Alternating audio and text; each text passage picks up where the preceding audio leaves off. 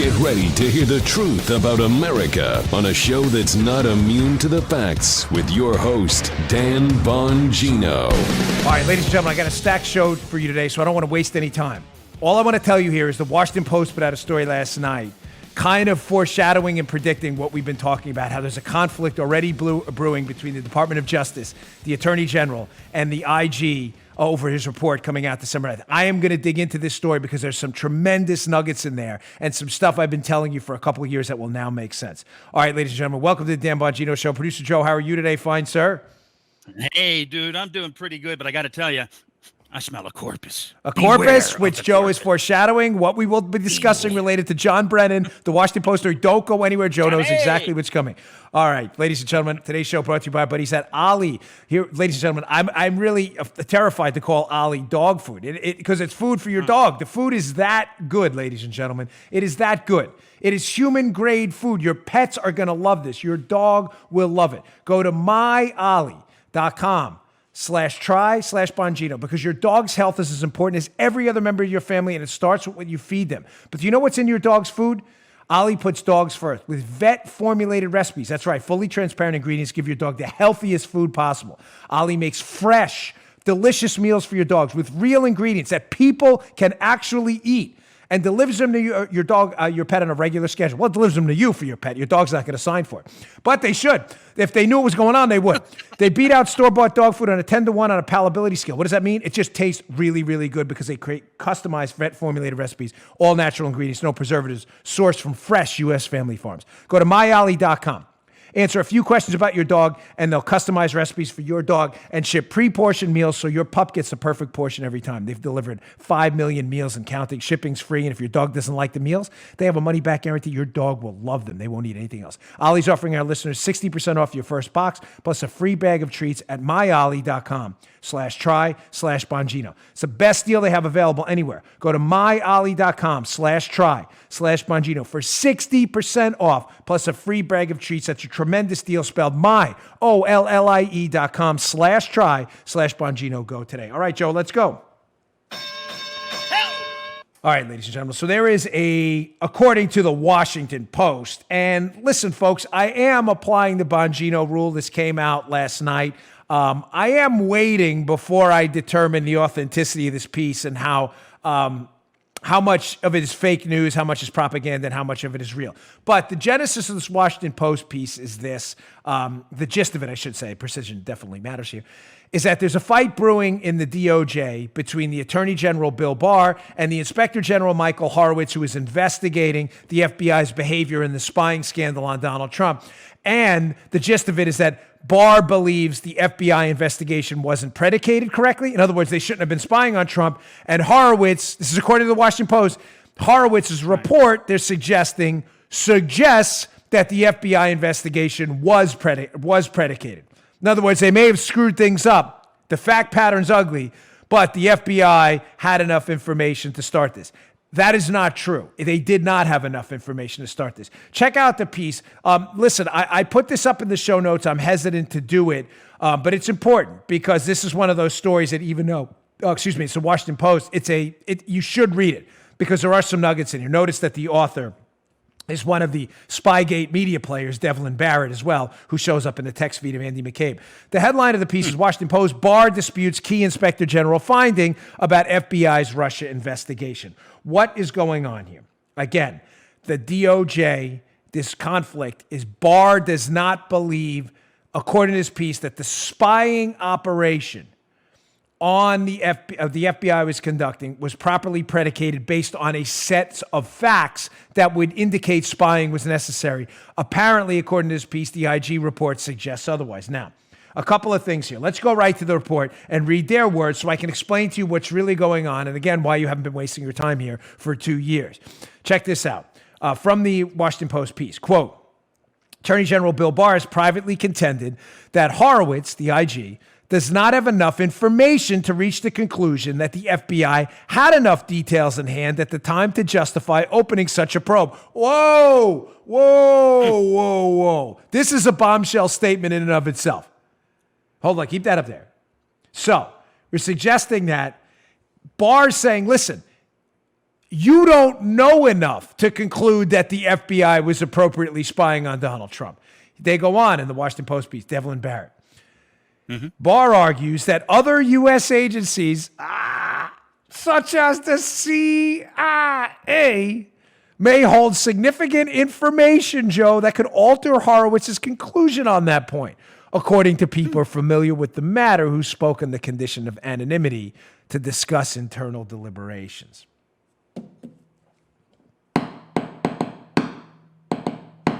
What did I tell you? What have I been pumping on this show for eons now? Joe, I know you have been a guest on this show with me multiple times as my producer here. Have we not been telling you the entire time? And please, listen to what I'm telling you before you send me. Every time I say this, I get nasty emails. Please, I'm humbly and with the greatest of respect begging you to listen to what I say before you send me a nasty gram. I have been telling you for a while now that I believe the FBI was lied to by elements in our intelligence agencies led by John Brennan, who mistakenly pushed them into opening up an investigation based on information the FBI thought the CIA was getting from credible sources. Right. I am not. This is why I asked you to listen to all of what I said before, because I know you're getting emails right now. Stop giving the FBI a pass. I'm not doing that. Exclamation point, not period. Full stop. The FBI screwed this thing up huge, and I'm going to prove this to you in a second. Huge. And the leaks, some of them were involved in, may be criminal. I'm simply suggesting to you that the impetus to start this thing, the initiation component of the scandal, not the scandal, the whole scandal. There's the initiation, the midpoint, and the endpoint. The initiation of the scandal, of the spying, is more of a John Brennan scandal than an FBI scandal. The continuing of the spying is unquestionably an FBI scandal. So please don't send me an email telling me I'm giving the FBI a pass. I am not. Shame on the FBI leaders for continuing the spying when they knew it was bogus. That piece from the Washington Post to Devlin Barrett, who again was a media co-conspirator in this whole thing, was in the, I don't want to call him a co-conspirator, was a recipient of the information is probably an appropriate way. He knows all these people. They are clearly, Barr knows something Horowitz doesn't. That's the takeaway from that snippet from the Washington Post piece. Barr knows something Horowitz doesn't. Joe, why would the Attorney General and his investigator on this, John Durham, who is an assistant United States attorney, has subpoena powers, grand jury powers. Why would they know something Horowitz doesn't? Because, folks, Horowitz is not a U.S. attorney. Horowitz cannot impanel a grand jury. And Horowitz is the inspector general for what? For the Department of Justice, not for the intelligence community. He doesn't even have the power to investigate the intelligence community outside of referrals. Keep that in your head. Yeah, that's now, good to know. And remember, yeah. So if Horowitz's point, you understand the conflict now that the Washington Post is laying out. Barr is saying, according to the Washington Post, Barr is saying, hey, listen, the FBI was duped. You should not have opened up this investigation. Horowitz is saying, no, they weren't. It was fine. They had the appropriate fact pattern. Barr is saying, you don't know everything here. We're looking into the intelligence community too. Horowitz is saying, okay, maybe, but that's not what I'm going to write in my report. Barr is saying, then maybe you shouldn't have wrote that in your report because you don't have enough information. You dig? Now, before I move on to part two of this, Joe foreshadowed in his corpus opener, sniffing his corpus. It's like Joe Biden. Paula's not laughing. Now I know she's in a bad mood. She was up late. All right, she's smiling. She was mad at me. We had to start the show like 10 times today because I kept screwing things up. Showing you, before we move on to the next step, that it is, I believe it was an intelligence agency, notably John Brennan's scandal for initiating the spying, continuing the spying, just quickly showing you that the FBI I am not giving them a pass at all. How the malfeasance they expressed in continuing it. They based their entire case on the dossier. How do we know that? Andy McCabe, the deputy director, has already said, we based our spying warrant on the dossier. We wouldn't have the FISA warrant wouldn't have existed without the dossier. So they've already admitted that. End of story. So there's no liberal counterpoint to that, despite their lying.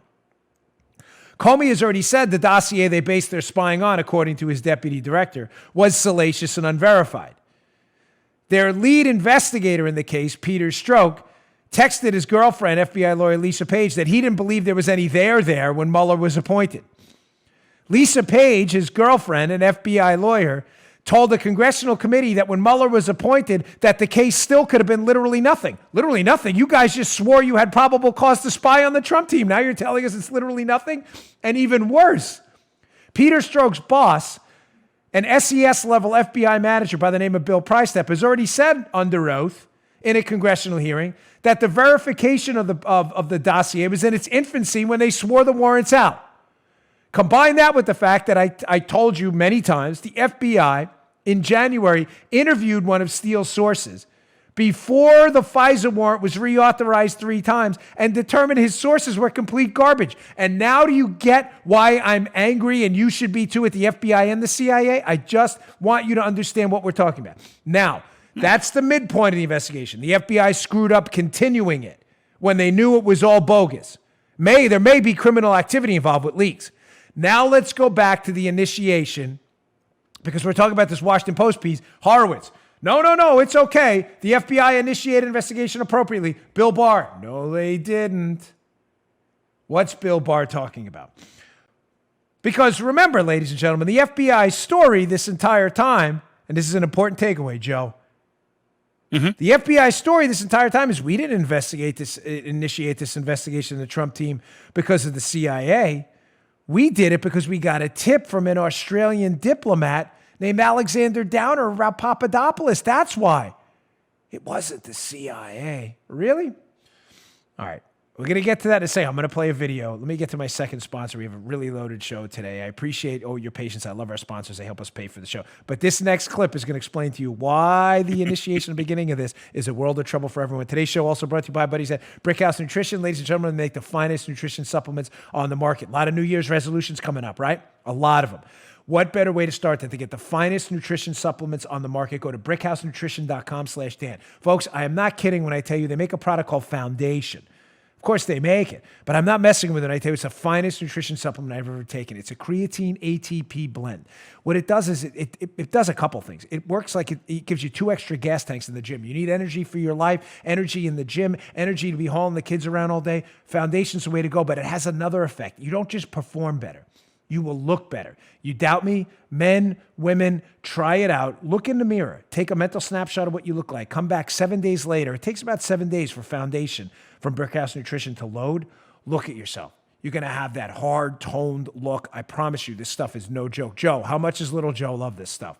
Oh, man, he loved using My it. nephew drove all the way up from Fort Lauderdale to get a bottle of this stuff from me. He loves it that much. Foundation. It is a creatine ATP blend. Go pick this up today, right around the holidays. Go to brickhousenutrition.com/Dan. brickhousenutrition.com/Dan. Do not miss out. Foundation, one of the finest nutrition supplements I've ever taken. Don't take my word for it. Do the mirror test yourself. You will not regret it.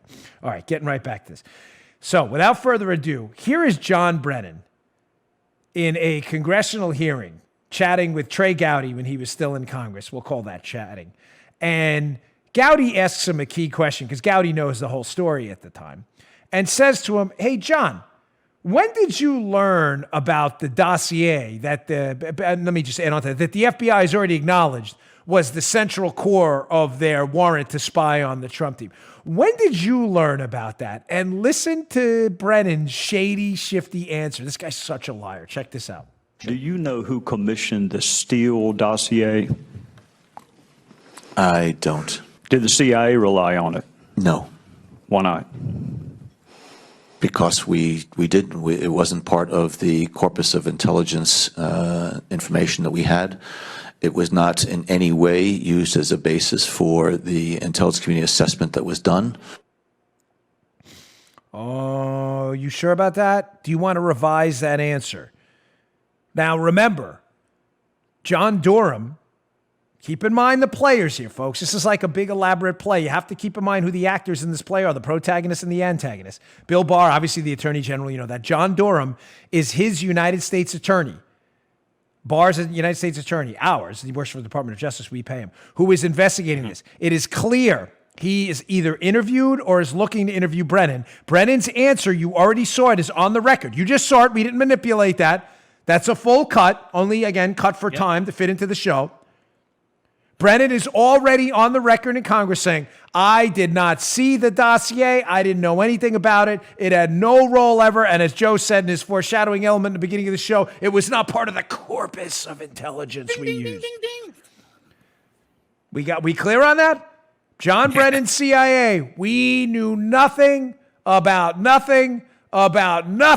this dossier, ladies and gentlemen. Really? Let's go back to an older piece by our good friend Lee Smith, who has a terrific book out now called The Plot Against the President. Lee Smith wrote this piece in December of 2017. Lee has been read in on this case for a long time. This piece will be up in the show notes. And the benefit of our Bongino report in the show notes is we include older articles as well that are now relevant again today. The title of the piece, it's a must read, even though it's older.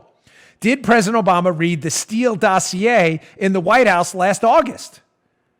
Wow, that's not possible, Joe, because his primary intelligence guy, John Brennan, didn't see the dossier. Yeah, He didn't know anything about the dossier until when? December or so? That's what he told Chuck Todd. Let's go to Lee Smith's piece. Let's take a little screenshot from the piece and take a look at what Lee... This is a little longer, but this is important you hear this. Because remember what Brennan said. He hasn't seen the dossier till December. This case with the FBI, Joe, started because of Downer Papadopoulos, not the CIA, right? Wink and a nod. Here's Lee Smith from that piece. In contrast to the FBI, according to Jacoby, Mary Jacoby, Glenn Simpson from Fusion GPS's wife, who's hired to dig up dirt on Trump, by the way, according to Jacoby, the CIA, quote, hopped to and immediately worked to verify this dossier.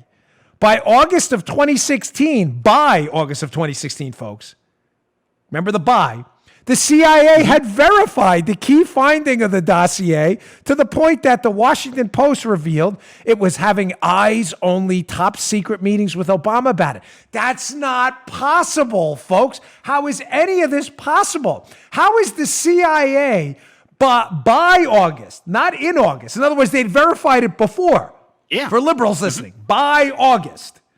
How has the CIA verified a dossier that's already been debunked and that John Brennan has said he hasn't even seen? How is this? How is this happening? How is this happening? Let's go back to the Lee Smith piece. I got to tell you, Paul, you're on fire. After a rough start, you are on fire with the pieces today. Nice work. Just giving me that look. Lee Smith says, what? Former CIA Director John Brennan testified in front of the House Intel Committee this May that the dossier, quote, wasn't part of the corpus of intelligence information we had. It was not used in any way as a basis. But Mary Jacoby, Glenn Simpson's wife, says he brought it to President Obama. It seems that Glenn Simpson's wife may be correct again. In April, the New York Times reported that last summer, Brennan was so concerned about Russian efforts to help Trump. Remember, that only exists in the dossier because it's fake. That he briefed top lawmakers, including Harry Reid. In the August briefing for Mr. Reid, the Times reports, Mr. Brennan indicated that the CIA focused on foreign intelligence and was limited in its legal ability to investigate possible connections to Trump. Goes on, this is critical. The briefing, talking about Brennan briefing Reid in August, about these Russian connections, which only exist in the dossier, prompted Harry Reid to write a public letter to the agency responsible for collecting domestic intelligence. On August 29th, Harry Reid wrote to Director Comey of the FBI that the threat of Russian interference is more extensive than widely known and may include the attempt to falsify official election results. Recent classified briefings from officials in an interview have left him fearful that President Putin's goal is to tamper with the election. By August? So by August, the CIA verified a dossier John Brennan claimed he hadn't seen. By August, they're briefing Harry Reid about information in the dossier about Russian interference that's clearly fake. Harry Reid, because John Brennan can't domestically investigate people. He has no law enforcement powers. He's running an intel operation at the CIA. John Brennan pushes Harry Reid to write a letter to the FBI to start investigating Trump. Folks, based on a dossier Brennan hasn't seen? Huh? Oh, this Lee Smith piece goes, this piece is a gem. This is one of those evergreen pieces you should keep up on your iPhone. It is so worth your time. And keep in mind, this is all being written, keep in mind the actors, protagonists, antagonists, out there, being written, putting out there in the social media ecosystem by Glenn Simpson, the Fusion GPS owner, who's paid by Hillary. This is being written by his wife. Yeah. Lee Smith goes on in the piece. It gets worse, believe it or not. In this piece, he's discussing here, keep this up for a second, on June 23rd, apparently, June 23rd of 2017, some bombshell arrives at the White House, writes the Washington Post.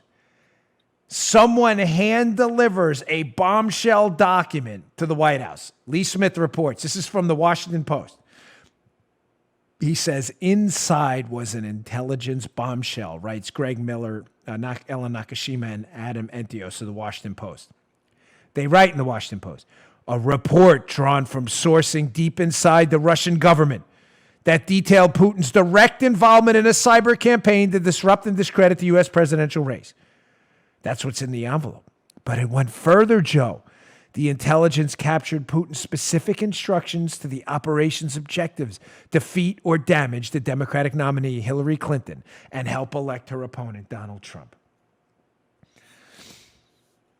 You know when Glenn Simpson's wife, Mary Jacoby, writes that Facebook post about how the CIA had verified that? You know the date on that? It's the date after that Washington Post piece. What? I thought the CIA hadn't seen the dossier till December. So how is it that the Washington Post is reporting that an envelope, which, ladies and gentlemen, I assure you, contains some information from likely even Halper or Steele that made its way into the dossier, made its way to the White House, but Brennan's saying he hasn't seen any of this, yet Mary Jacoby, the day after the Washington Post report, Brennan has seen some of this and actually delivered it to Obama. Glenn Simpson's wife, who's read in on this whole thing because they're running this intel operation through Fusion GPS, is writing about it on Facebook and then deleting the post, according to Lee Smith. Two questions here. Don't forget where we came in. Remember Pink Floyd, The Wall? Is this where we came in? Don't forget where we came in. The leaks to the Washington Post about this piece earlier. The IG is about to say this case was predicated, fine, no big deal. The FBI had great information to start it. Bill Barr, time out, pump the brakes. Well, EBS, you don't have to pump the brakes anymore. We may have some information from the intelligence community, Inspector General, you don't have. Remember, the official FBI story is, we didn't start this investigation based on information from the CIA or Brennan. We started it because Australian diplomat Downer told us about Papadopoulos. So now, I've led you down the path. What are the two questions we still have open? The envelope Lee Smith's writing about, that in June of 2017, that's delivered to the White House. Ladies and gentlemen, God forbid in that envelope was information from Steele and Halper. Because then we would know conclusively, with a period and an exclamation point at the end of that sentence, both, we would know conclusively that John Brennan was lying. That John Brennan lied under oath, was familiar with the Steele information that made its way into the dossier. Don't get confused with it. Whether it was in the dossier or not, it was Steele's information.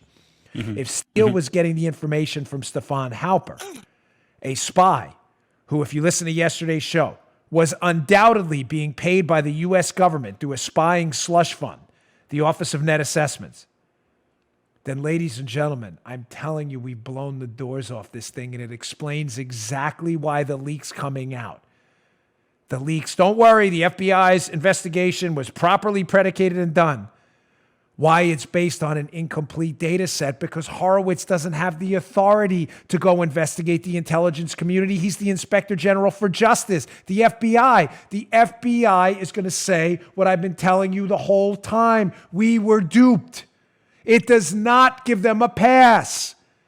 They continued the investigation knowing the dossier was garbage. That may be even worse than the intel community. But get ready. Be prepared. Mark this show today. Have this information at your fingertips, because the liberal narrative with their media pals, which the Washington Post and Devlin Barrett is preparing for now, is, as a friend of mine said, she knows who she is yesterday. We'll be interviewing her soon. They are preparing you for another, oh, Joe, it was faulty intelligence, like the Iraq war thing. You know, it happens all the time. Mm-hmm. Brilliant point made by this person. It was all faulty intel, the FBI is going to say. They are going to throw Comey's going to throw Brennan under the bus, and Brennan's going to throw Comey under the bus.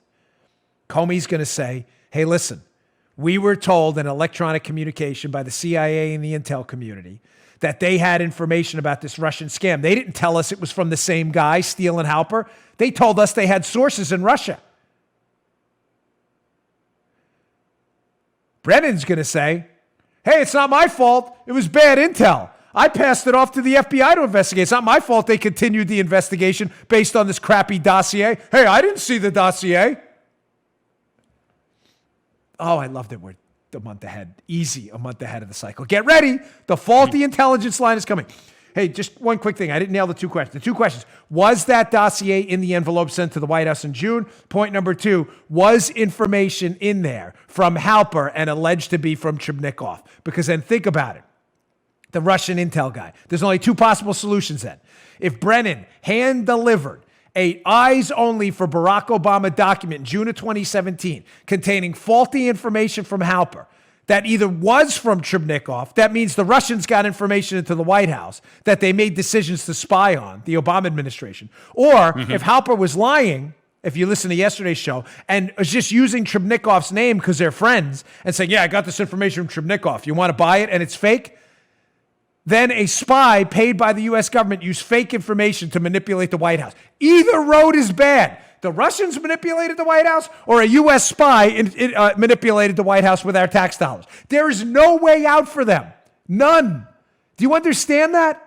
No way out. Zero. Now, I'm going to tie this up in a bow for you. I still haven't even got back to the original Washington Post piece because there's other nuggets in there. I'm going to tie that up for you too. I want to get to Lisa Page's comments, which I put on this thing, this show probably 10 times or more, because I don't think she's lying, this FBI lawyer, that are going to point to, again, my central thesis here. The CIA started this investigation by pushing the FBI to investigate, and the CIA, through John Brennan, lied about where they were getting their information from. The FBI tried to cover their tracks by saying, no, we got this information from Downer. Nonsense. This was CIA-driven and Brennan. I'll get to that in a second. Just got to pay for the show again. Today's show also brought to you by our buddies at U.S. Law Shield. Ladies and gentlemen, do not carry your firearm naked. By naked, I don't mean without clothes, obviously. I mean without the fine, fantastic, really peace of mind protections of our good friends at U.S. Law Shield. I am a member. Listen, a little update about a story I shared with you a few months ago. It was about a 64-year-old New York State man who fatally shot a pair of prowlers looking inside his home. After killing the suspects, the man was arrested because the gun which saved his life originally belonged to his dead father, and he failed to register it when he inherited it. After 4 months, the charges were finally dropped, according to his lawyer. Imagine that. You defend yourself during a robbery, and this was the second time, and you get arrested? This is exactly why I am a proud member of U.S. Law Shield. For less than $11 a month, you get the peace of mind of having immediate, 24/7, 365 days a year access to an attorney. You won't pay a penny in attorney fees if this nightmare, God forbid, ever happens to you. I want you to go to uslawshield.com/Dan. You'll get 5 Defender reports absolutely free with incredible information you need to know if you're carrying a firearm. You'll be amazed how much useful information is inside. We're living in scary times, and ladies and gentlemen, sadly, the world isn't a fair place. A good guy doesn't always win. You need the legal protections of a 24/7, 365 lawyer access by going to uslawshield.com/Dan right now. That's uslawshield.com/Dan. Check it out. Don't carry naked. Okay. Showing you again, folks, how I believe the FBI was duped into initiating a bad investigation, which they continued shamefully later, knowing the information was garbage. Lisa Page, FBI lawyer who's appeared in the news, obviously yesterday we covered her on our show, who is just playing victim now in one of the most pathetic things I've ever seen in my life. She was the lead FBI lawyer in the biggest political spying scandal in U.S. history. I'm sorry, we offended you by calling you out on it. I mean, seriously? But I do believe Lisa Page was being genuine when she went up to Capitol Hill and she gave some testimony. She was asked very specifically by Mark Meadows about where the FBI and the CIA, where they got their information from and who their sources are. Remember the central tenet of what we're discussing. I have to continue to harp on this because you understand this is the scandal. The FBI story's been, we got the information from Downer. And that the information we may have gotten from the CIA, that was from different sources. They didn't know anything about the dossier. Why? Because Brennan just told you he didn't know about the dossier and Steele. Really? Put up her testimony. I want to read this to you again. So Mark Meadows, he tells excellent congressman from North Carolina, tells Lisa Page in this testimony, hey, we know there are multiple sources. Page says, yeah, I know that. I know the information found its way to a lot of different places, certainly in October of 2016. But if the CIA as early as August, in fact, had those same reports, dossier, Steele, I'm not aware of that. I'm not aware of that. And then it's redacted. Meadows says, so you say our source. Is your source, was he working for you? Page says, well, no, sir. Well, I mean, how could he be? Is he exclusively your source? I believe they're talking about Steele, potentially Halper. Page says, I don't know. If the CIA had Mr. Steele open as a source, I would not know that. Oh. Folks, listen, I don't trust Lisa Page as far as I can throw her, and I can't throw anybody very far, nor would I want to. I'm simply suggesting to you that I don't believe she's lying here. I believe she is telling the truth. Do you get what she's saying? She is still under the impression that the FBI opened their massive spying investigation into Donald Trump because they believe the information they were getting from the intelligence community in the CIA, in the EC, the electronic communication, was coming from verified separate sources. Folks, the information was likely coming from Steele, the exact same source they were using, and they don't know it. It's not verified. It's the same thing. She goes on. It gets good here. Lisa Page says, yes, sir, because with all due honesty, if Director Brennan, so we got that information from our source, right? I'm just reading this directly. The FBI got this information from our source. If the CIA had another source of that information, I am neither aware of that, nor did the CIA provide it to us if they did. Because the first time Meadows interrupts, we do know there are multiple sources. Page comes back. I do know that. And then she goes on to what we were talking about before. It's backwards, but it's important we put it that way. You get where I'm going with this.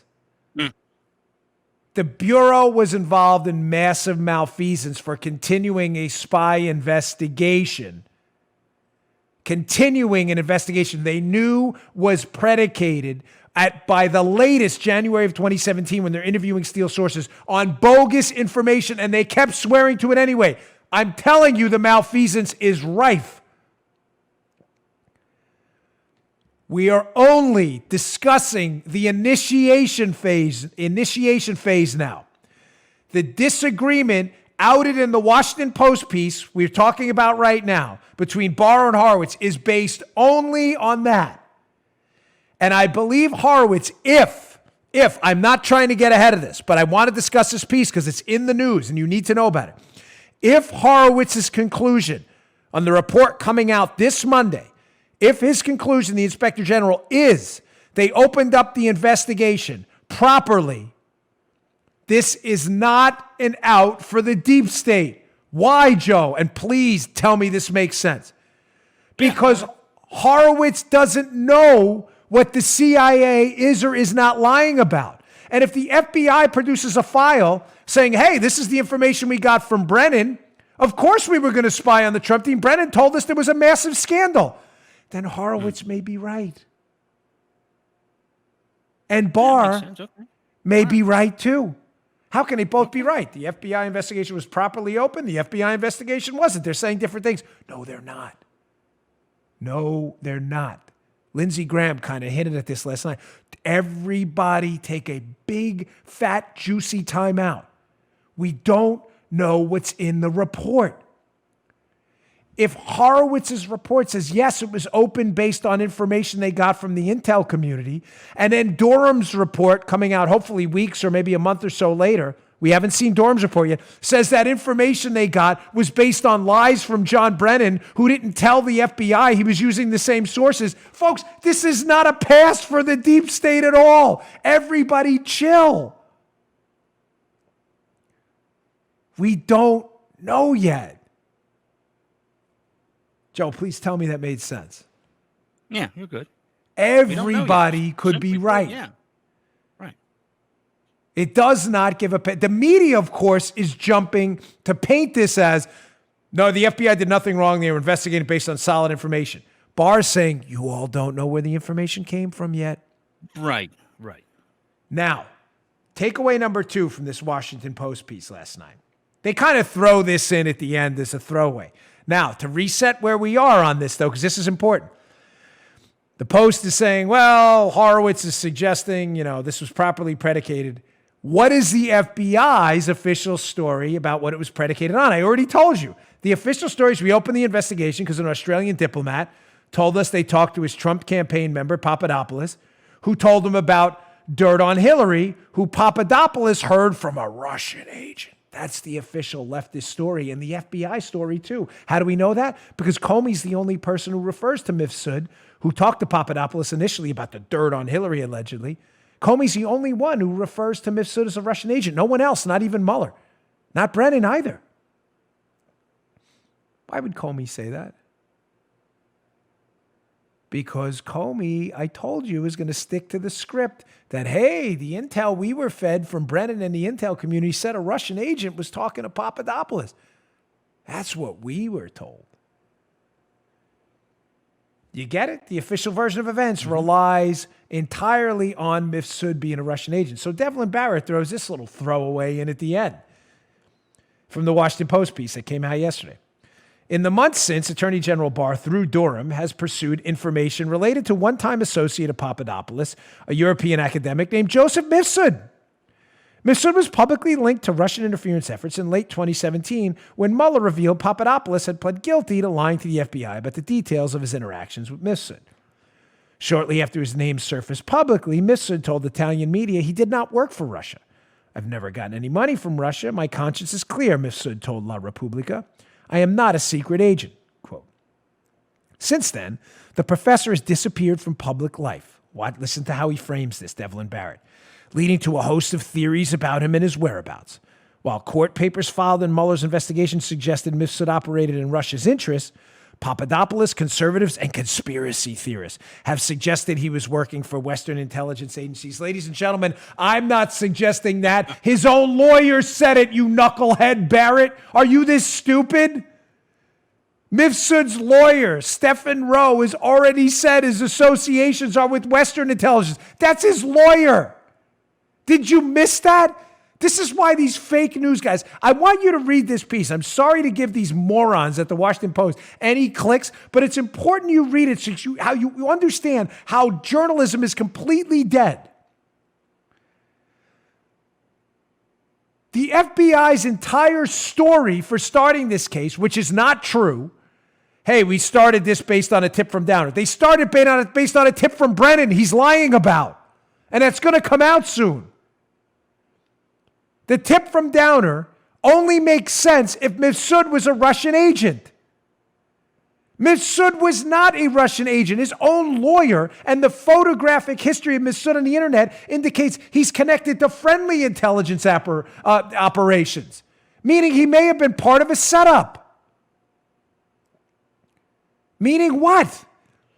Even if the Mifsud backup story they're using. No, we heard from Downer about Mifsud talking to Papadopoulos. It's not a Brennan thing.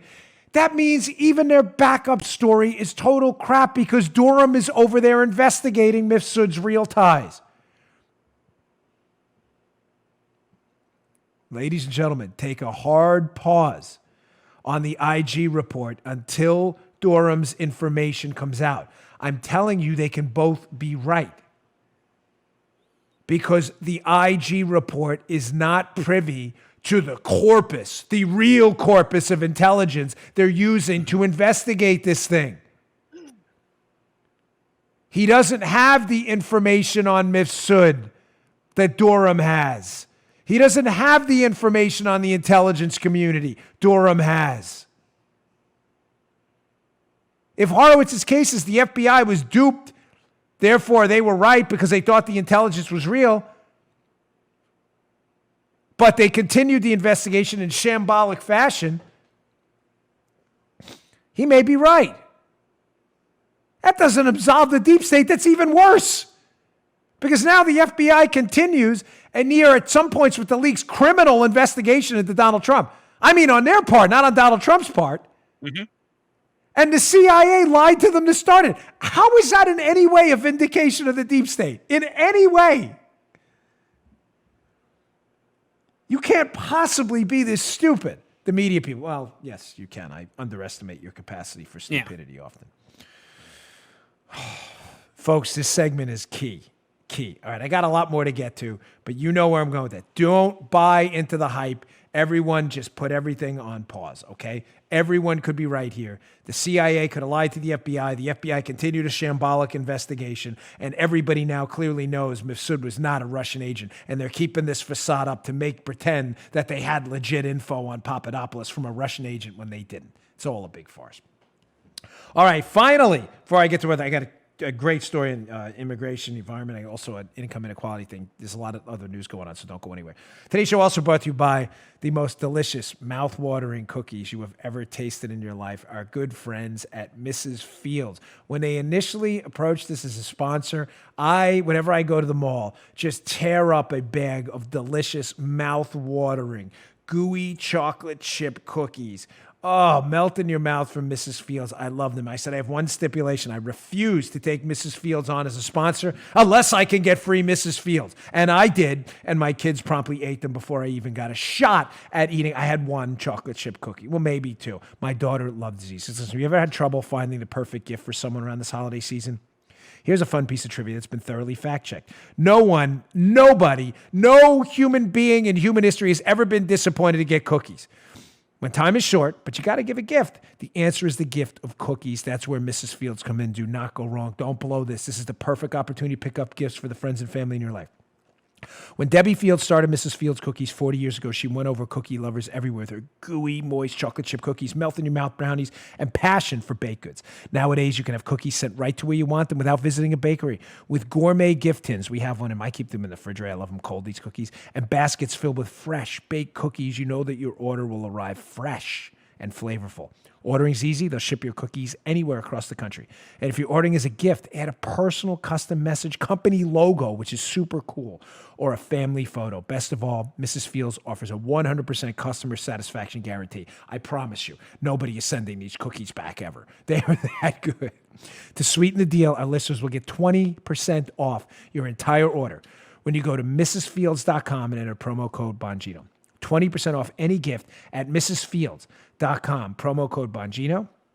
That's mrsfields.com, promo code Bongino, and your cookies are on the way. Mrs. Fields, Fields, mrsfields.com, promo code Bongino. Don't miss these delicious, mouth-watering cookies. They are so good. See, now I'm hungry. Are you, Paula? She is hungry. Now, our audience must love to eat. because we have a lot of sponsors that are food oriented. And the sponsors love You being notice here. that? I know, and they love it. They're like, your show crushes it. Your audience is so great. So thank you. I know we usually run 3 spots. Tuesday, we run 4. There's a lot of demand around the holidays, and I do appreciate your patience. These are great companies that want to be here, and they help keep the show free to you. So I always appreciate your patience. These are really great sponsors. All right, moving on. So yesterday I had this immigration story I wanted to put up because it's hilarious in how dopey the media is and why I'm suggesting you should completely ignore them. The media is just off the deep end. So Holman Jenkins had this piece up at the Wall Street Journal talking about media hypocrisy on immigration. That's just fascinating. He has some quotes up here, which you would think were from Trump administration folks on how tough they were on immigration. But wait till you hear who they're really from. The piece is entitled by Holman Jenkins, Border Dilemmas Are the Same for Trump or Obama. Listen to this. So you would swear these were Trump quotes. Check this out from the Holman Jenkins piece. This is so good because, again, these media people have completely abandoned you. They're such liars. Holman Jenkins, still, the current administration's fans gallingly argue that failing to deport immigration offenders will only encourage more to come. There's nothing humanitarian in tacitly encouraging tens of thousands of children to risk their lives, often at the hands of cutthroat smugglers, to enter this country illegally. Where are these quotes from? Here's another one. Here's another from the Holman Jenkins piece. Here's another one from the Holman Jenkins piece. No, there's not one from the Holman Jenkins. Your key stuck over there? We have a key stuck. Ladies and gentlemen, what's that? No, all right, no big deal. Those were from the Obama administration, those quotes. No. They were not from the Trump administration. It's a fascinating piece because all of the Obama administration said the same thing about immigration the Trump administration did, but yet the Trump administration is very harsh on immigrants. Those are Obama administration quotes. They're littered throughout that piece. All right, moving on. I just want to put that up there. It's a good one. There's another piece in the Wall Street Journal about the environment. You're hearing a lot of this. Of course, we have the 2020 campaign. Everybody's running on the fake new Green Deal, this ridiculous guaranteed bankruptcy, apocalyptic plan to destroy farting cows and air travel and everything else. So there's an article in the Wall Street Journal today by the editorial board. Pelosi will always have Paris, talking about the Paris Accords. So Nancy Pelosi has apparently usurped the power of the presidency and is now claiming as a Speaker of the House that she's going to negotiate foreign deals like the Paris Accords, despite the fact that she hasn't read the Constitution in a long time. But I wanted to put this piece up there and discuss a quick snippet from it because it matters. Ladies and gentlemen, if you listen to leftists and primarily younger liberals who sadly haven't read a lot about the material, you would think the United States is the world's leader in pollution. We've polluted the entire globe. We're destroying the earth, and everyone else is just awesome, especially the socialist planners in China. Well, ladies and gentlemen, the Chinese are actually expanding their emissions load. Did you know that? The piece goes at length describing how the Chinese society thought they would peak at 2030, their emissions. And now their emissions are going up. They're saying, no, we're just going to continue producing these emissions that the left is saying causing. By the way, I don't buy the argument that CO2 is a pollutant at all, just so we're clear. But even if you did, China's expanding their CO2 load into the atmosphere. Well, the United States, Joe, which is clearly awful, according to the leftists, we're the worst, right? We're horrible. We have to be. Leftists said it's true. Get a load of this from the Wall Street Journal piece. This is fascinating. The U.S. is actually moving away from coal thanks to inexpensive natural gas from shale, and CO2 emissions from burning fossil fuels for electricity peaked in 2007. This is in the U.S. per data from the EPA, in case you liberals think we're making this up. By 2017, the latest year in the EPA's data, emissions dropped, this is in the United States, the evil United States, according to the left, had dropped 28%. And we're 5% lower than in 1990. Overall, U.S. emissions of CO2 fell about 14% in a decade. Yet the leading Democratic presidential contenders want to ban shale drilling for natural gas. Folks, oh my gosh. Liberal argument. The United States the worst. We're the world's worst polluters. This is an apocalyptic place. Shut it all down. Actually, ladies and gentlemen, it's China right now that is expanding its emissions load into the atmosphere, while the United States is 5% lower in emissions than they were even in 1990. Capitalism and free markets work. Socialism and central planning creates pollution. Don't let your liberal narratives and your liberal professors, don't let that get in the way of their stupid stories to you in class. You understand that? The United States is a global leader in reducing the emissions you think are pollution, CO2. It's not, by the way. Even if I stipulate your point, you're wrong. While China, your socialist paradise, is the world's leader in pollution. Socialism, pollution, capitalism, not pollution. Socialism, pollution, capitalism, anti-pollution. That's only if you do data and stuff from the EPA, which I know liberals don't. I know you'll ignore it. Yeah. Some more debunking in a debunkathon, because you're going to hear more of this in the 2020 election. We hit immigration, we hit the environment. You know, I know Spygate was heavy this week, and I like to diversify the show, but there's just, with this thing breaking on Monday, there's just so much happening right now. James Freeman has a piece in the Journal today. Journal was loaded with some good stuff today. They can be, you know, squishes on immigration stuff, but they have good pieces once in a while, especially Freeman. Wall Street Journal opinion, Never Mind a Bullock by James Freeman. It's an article about Steve Bullock who dropped out of the race, but towards the bottom, he cites a fascinating study by the National Bureau of Economic Research. So we've been told, again, Trump is uniquely awful on immigration. We just debunked that. The Obama administration was saying the same thing. We've been told the United States is uniquely awful on the environment, despite being the world leader in the reduction of global emissions. We've also told that income inequality is uniquely awful in this free market capitalist society. We are taking advantage of the poor here. It's so terrible. Really? Because that's not what this NBER study says. Quoting Freeman's piece. Now a new paper from the NBER suggests that some inequality simply results, Joe, get a load of this one, don't read ahead, from well-educated white-collar workers putting in longer hours. Wow, shocker. Here's a stunner. Here's their findings. People work more and they work more money. This is like a liberal. They're so dumb. Quote, the paper provides theory and evidence that worker effort has played an important role in the increase in income inequality in the U.S. between 1980 and 2016. Income rose only for those with advanced degrees and with weekly hours in excess of 40. We attribute this to the natural talent needed to make a computer deliver exceptional value and to the relative ease by which long hours can be chosen when working over the internet. Let me translate for you what that said. Oh! Income inequality, in other words, wealthy, upper middle class and middle class folks are making more money because they're taking their computers home and working longer hours. There it is. Income inequality. That's awful. Forget it. That's your shocking finding? Again, don't let that. The left will spin this into some ridiculous income inequality is getting worse. Yeah, because people are working more. Yeah. That's it. It's no more difficult than that. The internet has enabled people, and sadly in many cases, because we never get a break, I might add, including Paul and Joe sometimes. Last night we were up all with the Kill Meat interview, putting that out there. We wanted to make it available for you. This was not possible 30 years ago. I'd have to call Joe on the phone. Joe, do this. Do what? He'd have to call back. Now I can send him a file over the internet. Bang, bang, bang. Joe's done. Joe would have had to be here. We can work remotely now because people are taking their work home. Again, I'm not saying that or suggesting by any means that is some kind of an overall positive. There are downsides to that too. People never get a break. I work all weekend. It's not a sob story, folks. I love my job. Please, I'm not whining. I love my job. But I'm not going to lie to you. I work all weekend. I get Saturday night after Judge Jeanine off until basically the afternoon on Sunday, and that's it. And it's back to work for Monday morning. Now, everybody's got you all the time with, electronically. All the time.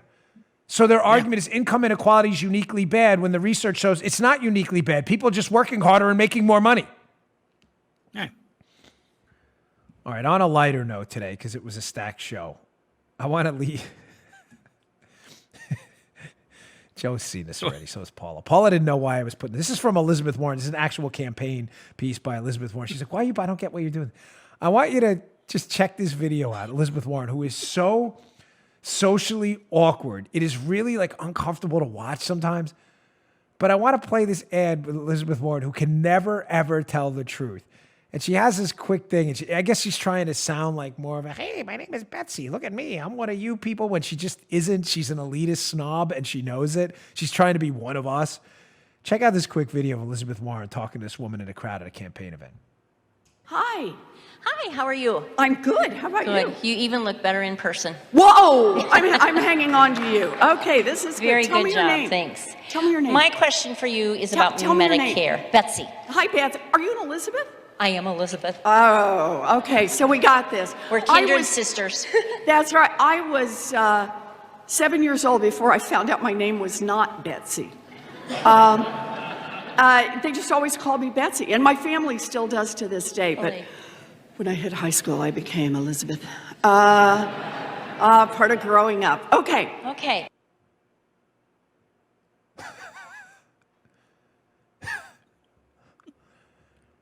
She was 7 years old before she figured out her name wasn't Elizabeth. That's funny because I was 44 years old when I found out she wasn't an Indian. But really, this is crazy. Do you believe this? You actually believe this story? Ladies and gentlemen, listen. For as disconnected from reality as Joe Biden's become, these stories, although crazy, are probably true.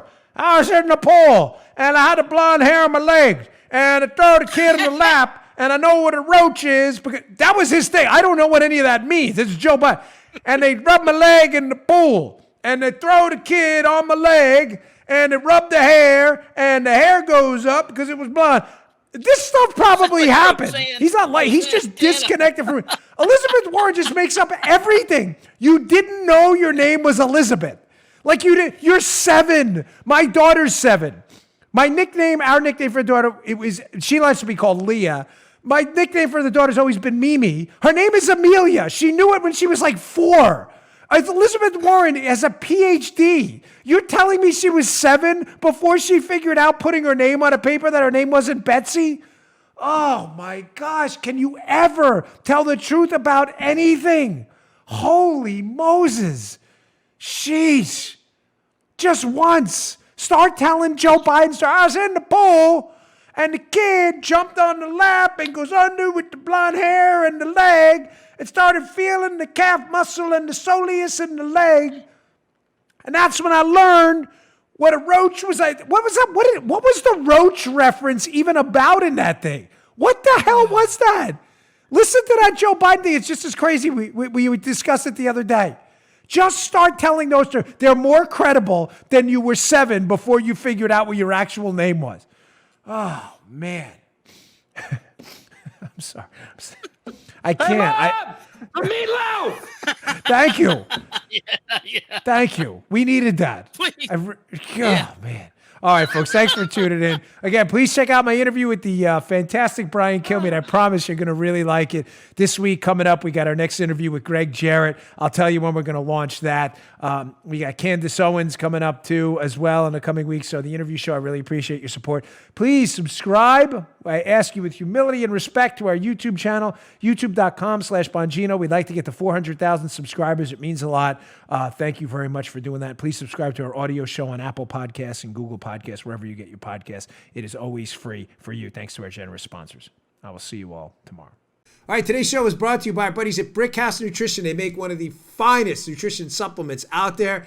Hey, here it is. Field of Greens. Field of Greens. Now, you'll notice that's empty. Why is that empty? Just like my bottle of Foundation, their other great product. I use this. This is the finest fruit and vegetable supplement out there. This is real food, Field of Greens. This is not cheap extract. This is real ground up, healthy fruits and vegetables, the key to a long, great, healthy life. Your cognitive abilities look better, feel better, perform better. Field of Greens, it's your fruit and vegetable insurance. I love it. Use the product twice a day. It tastes great. This is real, healthy, high quality fruits and vegetables. Think of it as your fruit and vegetable insurance for a long and healthy life. Go to brickhousenutrition.com/Dan. Pick up a jar of Field of Greens. This is empty. I need some more because we use it, me and my wife too. Field of Greens, available at brickhousenutrition.com/Dan. That's brickhousenutrition.com/Dan. Pick it up today. You just heard The Dan Bongino Show. You can also get Dan's podcasts on iTunes or SoundCloud. And follow Dan on Twitter 24/7 @DBongino.